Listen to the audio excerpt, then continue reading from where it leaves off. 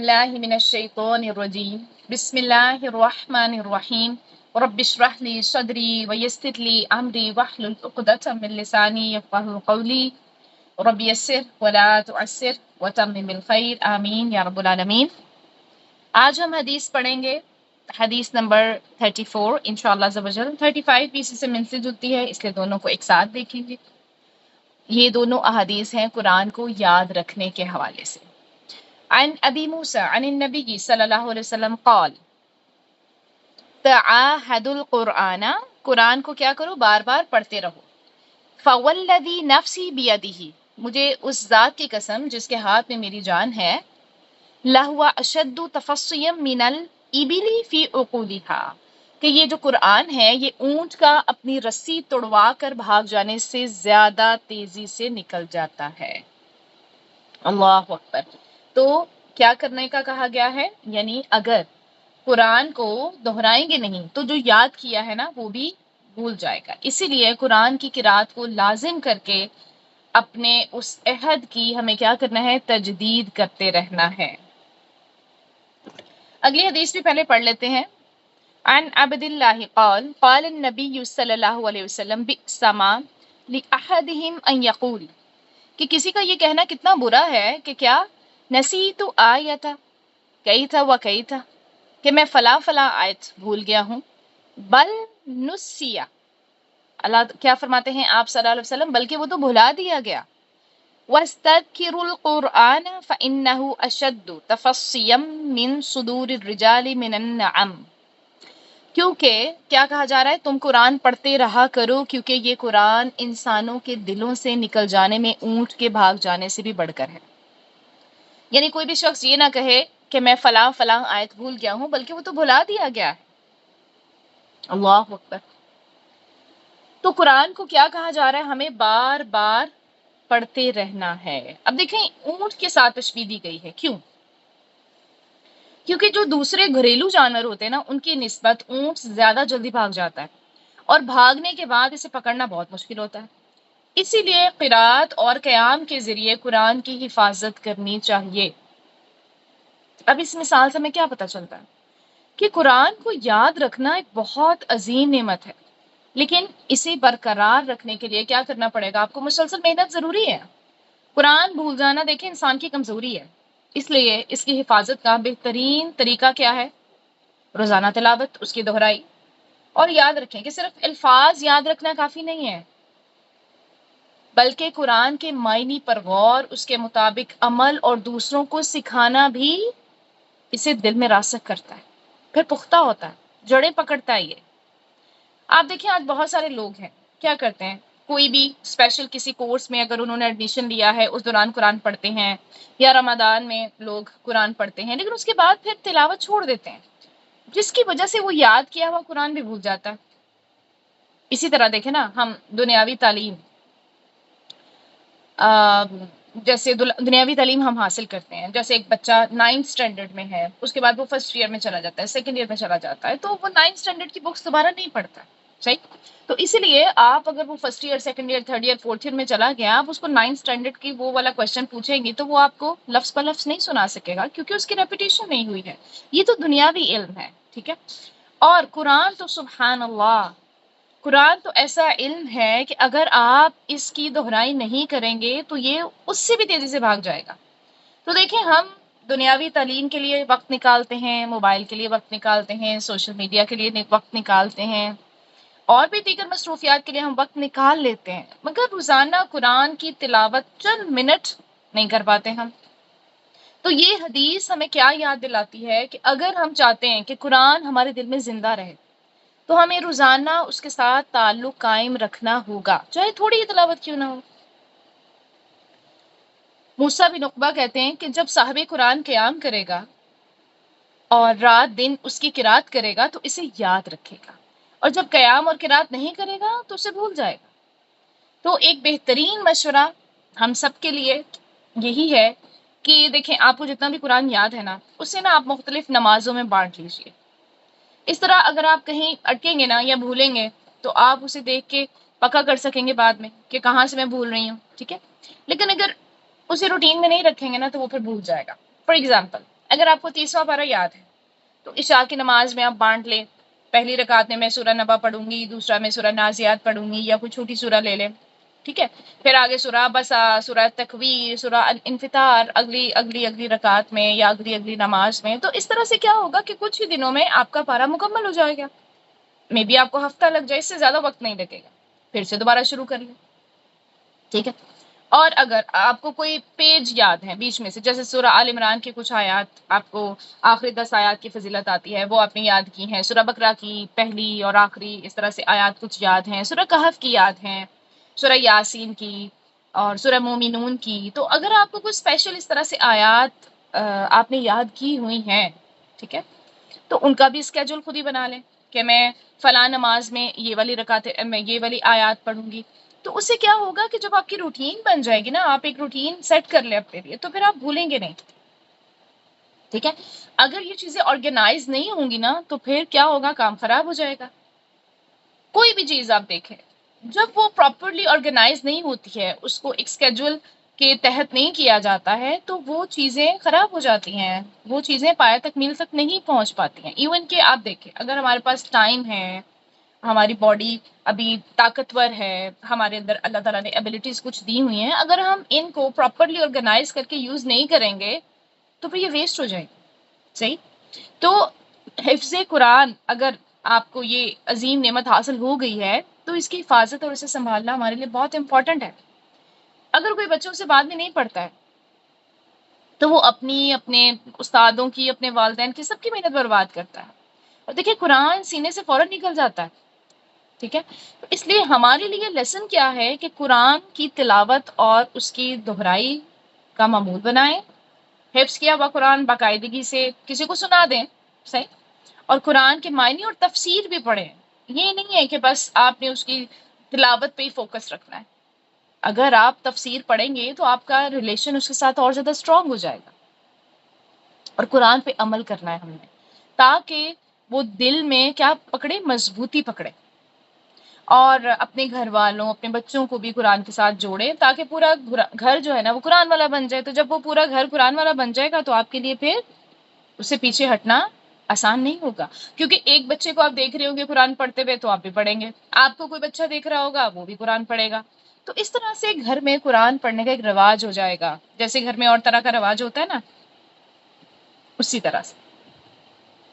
بہرحال اب یہاں پر اس حدیث میں ایک بڑی بات کی گئی ہے کہ کسی کا یہ کہنا کہ میں فلاں فلاں آیت بھول گیا ہوں، یہ نہیں کہنا چاہیے اس کو، بلکہ وہ بھلا دیا گیا ہے. اللہ اکبر. ٹھیک ہے. تو قرآن، اگر کوئی بھی انسان یہ کہے کہ میں قرآن بھول گیا ہوں تو یہ کوئی فخر کی بات ہے؟ اوبیسلی نہیں، یہ تو بڑی ناپسندیدہ بات ہے. اب اس کے نا دو معنی کیے جاتے ہیں. ایک تو یہ کہ کس نے بھلوایا، یعنی کہا گیا نا بلکہ وہ بھلا دیا گیا ہے، یعنی وہ یہ نہ کہے کہ میں بھول گیا ہوں، بلکہ وہ بھلوا دیا گیا ہے. پہلی نسبت تو اللہ تعالیٰ کی طرف سے کی جاتی ہے کہ اللہ تعالیٰ ہی اوبیسلی سارے اعمال کا خالق ہے، مالک ہے ہر چیز کا. تو جب کوئی بندہ قرآن کو نہیں پڑھتا ہے تو پھر اللہ تعالیٰ اسے بلوا دیتے ہیں. اللہ اکبر. اور دوسرا یہ کہ شیطان پیچھے لگ جاتا ہے، شیطان انسان کو غافل کر دیتا ہے اور بھلا دیتا ہے، انسان کو دوسرے کاموں میں لگا دیتا ہے، اور قرآن کیا ہوتا ہے، اسے بھول جاتا ہے. پھر اسی طرح سے یہ ہے کہ نسیان کو، یعنی بھولنے کو اپنی طرف منسوب نہیں کرنا چاہیے. صحیح. اب دیکھیں جو بھی صاحب قرآن ہے، کمی کوتاہی ہو جاتی ہے نا ہر انسان سے. اگر کوئی بچے ہیں، بڑے ہیں، جو بھی، اگر وہ ڈیلی اپنا ایک ٹارگٹ سیٹ نہیں کرتے ہیں کہ آج میں نے اتنا قرآن پڑھنا ہے، تو پھر کیا ہوگا، پھر ان کی پڑھنے کی عادت نہیں رہے گی. تو ہمیں نا ڈیلی، اسے کہتے ہیں ورد یومی، ٹھیک ہے، ڈیلی اپنے لیے ٹائم مقرر کر کے، یہ ٹائم نہ بھی مقرر ہو چلے، آپ کے لیے یہ اسپیسیفک پارٹ مقرر ہونا چاہیے کہ آج میں نے 1 رکوع پڑھنا ہے، میں نے 2 رکوع پڑھنا ہے، میں نے 4 رکوع پڑھنے ہیں. اسپیشلی جنہوں نے حفظ کیا ہوا ہے وہ آدھا پارہ، 1 پارہ، 2 پارے، وہ اپنی اس طرح سے ریویژن کا ایک پراپر اسکیجول بنائیں گے تو دیکھیں یہ ہمارے ذہنوں میں رہے گا. ورنہ کیا ہوگا، اگر ہم اس سے لاپرواہی برتیں گے تو یہ پھر ہمیں بھلوا دیا جائے گا.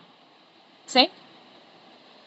ایک اور بہت اہم بات ہے کہ جب بھی ہم یہ حدیث پڑھتے ہیں نا تو ہمارا جو ذہن ہے نا وہ صرف قرآن کے الفاظ کو یاد رکھنے یا بھول جانے کی طرف ہی متوجہ ہوتا ہے. ایسے ہی ہے. لیکن ہم کبھی یہی نہیں سوچتے ہیں کہ اس کا مطلب قرآن کے ترجمہ اس کی تفسیر بھی ہو سکتا ہے نا۔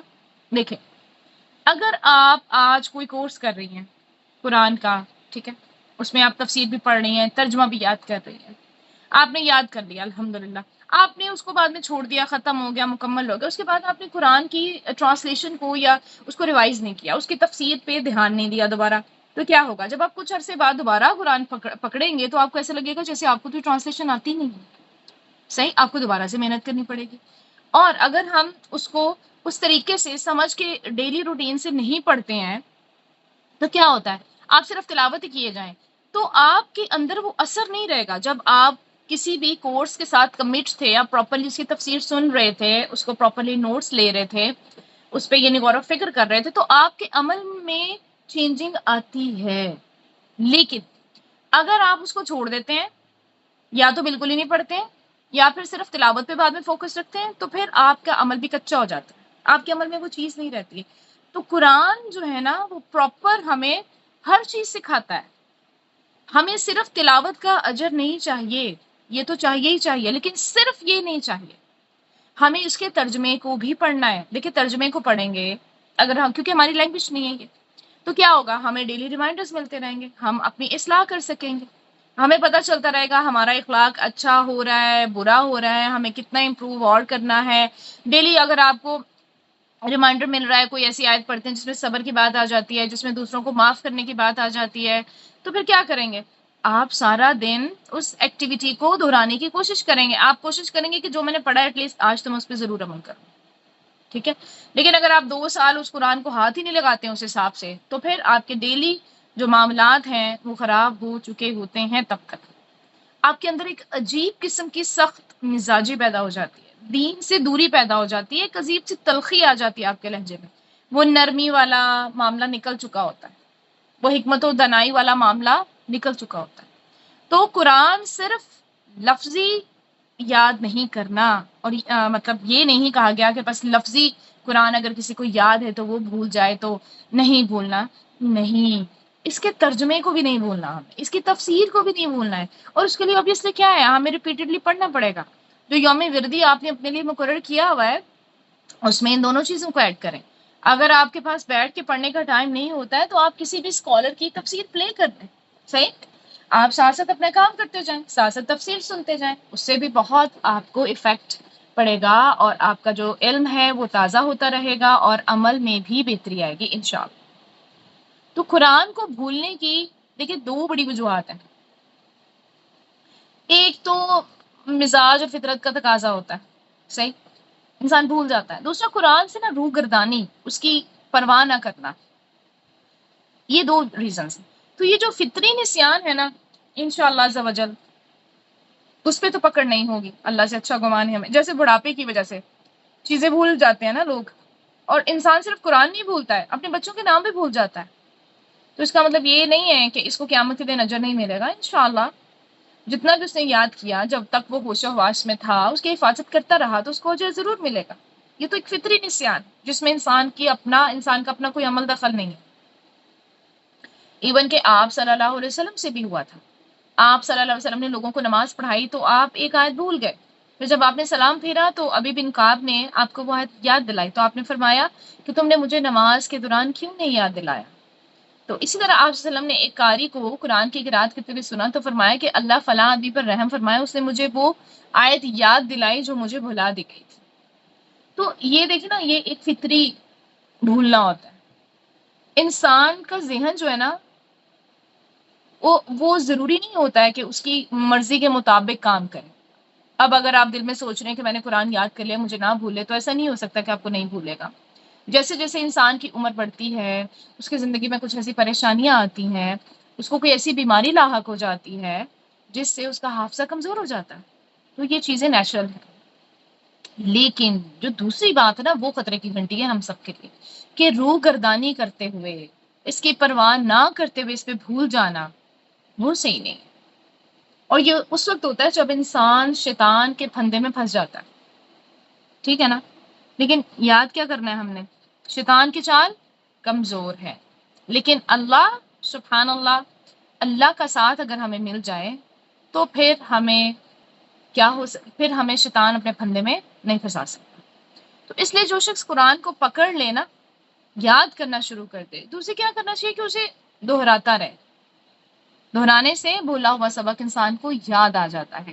تو قرآن آج کے بعد جب آپ کبھی بھول جائیں تو یہ نہیں کہنا ہم نے کہ میں قرآن یاد کی تھی فلاں سورہ میں بھول گئی، بس آپ نے یہ سوچنا ہے کہ بھلوا دی گئی۔ اب یا تو اللہ تعالیٰ کی طرف سے بھلوا دی گئی، اور یا پھر وہ کس وجہ سے، کیونکہ ہم پڑھتے نہیں تھے، صحیح، اور یا پھر شیطان ہمارے پیچھے لگا ہوا ہے، وہ ہمیں اور دوسرے کاموں کو اور زیادہ امپورٹنٹ بنا کے دکھاتا ہے، جس کی وجہ سے ہم قرآن کو چھوڑ دیتے ہیں، چاہے اس کی تلاوت ہو، چاہے اس کا ترجمہ تفسیر ہو۔ تو اللہ تعالیٰ ہم سب کو معاف فرمائے اور اسے پکا رکھنے کی توفیق عطا فرمائے، اور جب تک کہ ہماری موت واقع نہیں ہو جاتی، اللہ تعالیٰ ہمارا اس کتاب کے ساتھ تعلق نہ توڑے کبھی بھی، کبھی ایسی ہمیں توفیق ہی نہ ملے کہ ہم اس سے دور جائیں۔ تو بس اللہ تعالیٰ سے اس طرح کی دعائیں کرتے رہیں اور اپنے آپ کو باندھ کے رکھیں، تو انشاءاللہ عز و جل جو بھی ہمارا قرآن کے ساتھ رشتہ ہے وہ مزید مضبوط سے مضبوط ہوتا چلا جائے گا انشاءاللہ عز و جل۔